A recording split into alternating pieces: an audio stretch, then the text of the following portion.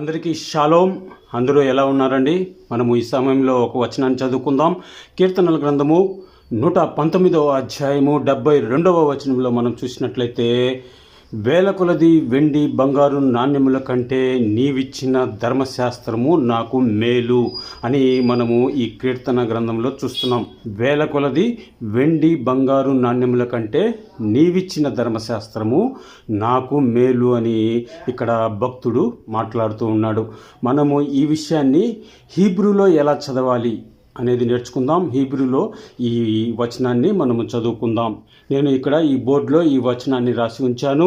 చూడండి, కీర్తనల గ్రంథము 119వ అధ్యాయము 72వ వచనం మనం చూసినట్లయితే ఇక్కడ హీబ్రూలో దీన్ని ఎలా చదవాలి, కుడి నుంచి ఎడమ వైపుకు, హీబ్రూ అక్షరాలను కుడి నుంచి ఎడమ వైపుకు చదవాలి, కుడి నుంచి ఎడమ వైపుకు. కాబట్టి ఈ విషయాలన్నీ కూడా మీకు తెలుసు అనుకుంటున్నాను.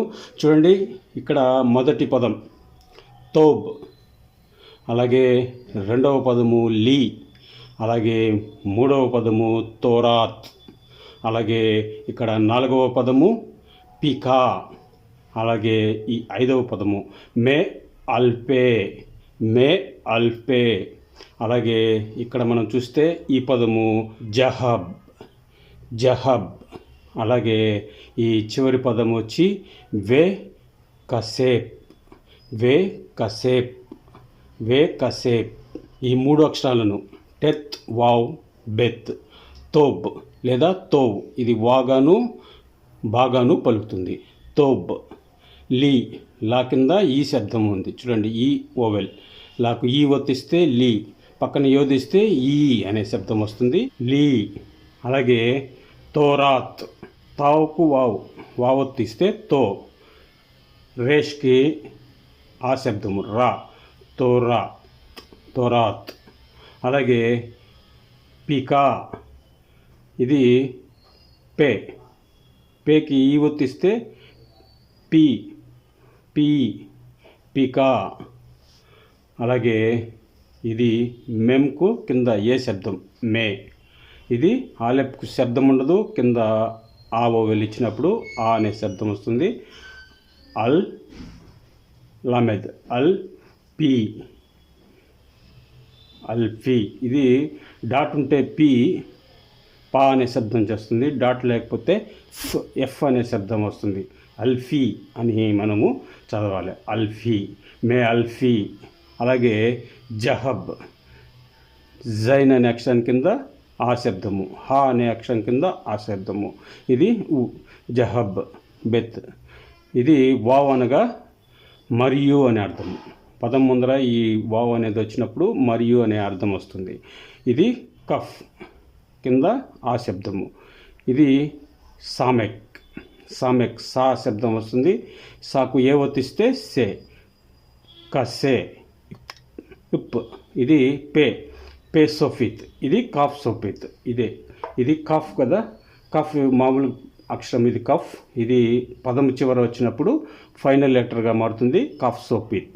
అలాగే పే ఇలా ఉంటుంది, పదము చివర వచ్చినప్పుడు ఫైనల్ లెటర్గా, అంటే ఫైనల్ లెటర్ 5 అక్షరాలు ఉన్నాయని మనం నేర్చుకున్నాము. ఈ వీడియోలన్నీ కూడా మనకు ఛానల్లో ఉన్నాయి చూడండి.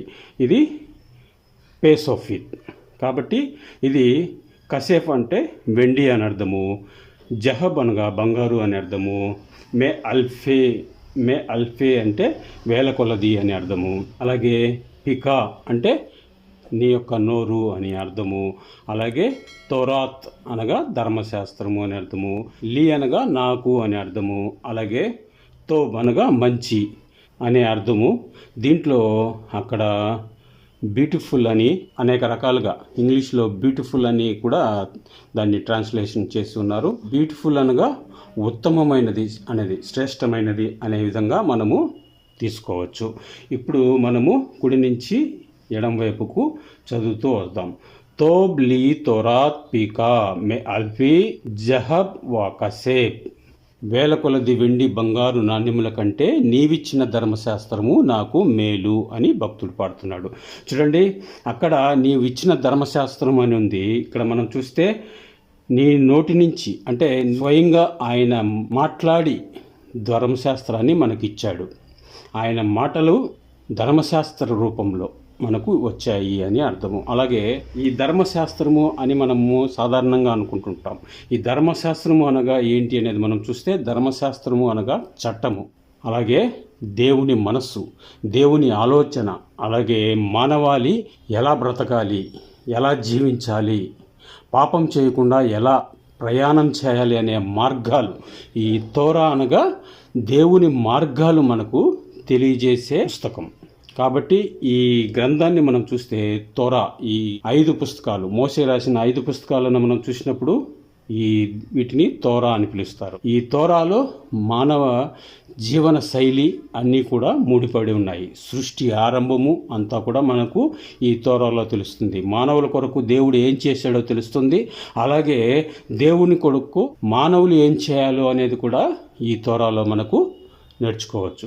ఈ తోరాలో మానవులు దేవుని కొరకు ఎలా బ్రతకాలి, దేవుని కొరకు ఎలా ముందుకు నడవాలి, ఆయన ఆజ్ఞలను ఎలా పాటించాలి, ఆయన ఎలా గౌరవించాలి, ఆయన ఎలా మహిమపరచాలి, ఆయన మనకు చేసిన మేళ్లకు ఆయనకు మనము ఎలా కృతజ్ఞత కలిగి ఉండాలో మనకు నేర్పిస్తుంది ఈ తోరా అనే గ్రంథము. కాబట్టి ఈ విషయాలన్నీ కూడా మీరు నేర్చుకోండి.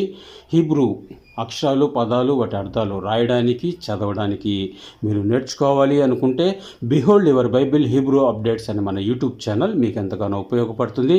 కాబట్టి ప్రతి ఒక్కరూ కూడా ఈ హీబ్రూ భాషను నేర్చుకోండి. మీరు ఈ వీడియోలను చూస్తున్నప్పుడు ప్రతి వీడియోను మీరు లైక్ చేయండి, మీకు తెలిసిన వారికి షేర్ చేయండి, మన ఛానల్ని సబ్స్క్రైబ్ చేసుకోండి. మీ సపోర్ట్ నాకు అందించినట్లయితే నేను మరిన్ని విషయాలను మీ మధ్యకు తీసుకుని వస్తాను. కాబట్టి ఈ విషయాలను కూడా మీరు ఆలోచించండి.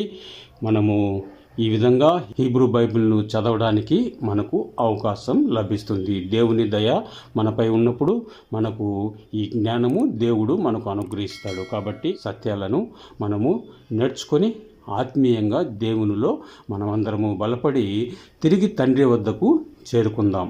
అందుకు మనకు ఈ హీబ్రూ భాష ఉపయోగపడుతుంది. కాబట్టి చూడండి, తోబ్ లీ తోరాత్ పీకా మే అల్పే జహబ్ వా కసేబ్. వేల కొలది వెండి బంగారు నాణ్యముల కంటే నీవిచ్చిన ధర్మశాస్త్రము నాకు మేలు అంటున్నాడు. ఎలా మేలు అంటే, ఈ ధర్మశాస్త్రాన్ని మనము, ఈ చట్టాన్ని, ఈ న్యాయ విధిని మనము ఫాలో అయ్యి మన జీవితాన్ని సరిచేసుకుంటూ ముందుకు వెళ్ళినప్పుడు మనము ఆయన మార్గంలో ప్రయాణం చేసినట్లయితే మనము క్షేమంగా తిరిగి ఆయన వద్దకు చేరతాము. మరణించిన తర్వాత పరలోకానికి చేరతాము. అది మనకు మేలు. ఈ బంగారు వెండి అనే దాన్ని లోక సంబంధమైన ధనముగా మనం చూడాలి. ఈ వెండి బంగారు అనేది లోకాశకు సంబంధించినది. ఈ లోక ఆశ కంటే ధర్మశాస్త్రము నాకు మేలు అంటున్నాడు. ఈ లోకంలో ఉన్న ఈ సుఖభోగాల కంటే నీ చట్టము, నీ మార్గము, నీ న్యాయ విధులు, నీ ఆలోచన, నీ మనస్సు, నీ ప్రేమ, ఇవన్నీ కూడా నన్ను నీ దగ్గరికి చేర్చడానికి నాకు ఉపయోగపడుతుంది. కాబట్టి నాకు నీ ధర్మశాస్త్రమే నాకు మేలు అని వీటి అర్థము. కాబట్టి ఈ విషయాలన్నీ ఆలోచించండి. అందరికీ మరి ఒకసారి షాలోం, సమాధానం కలుగునుగాక. God bless you all. Thank you so much.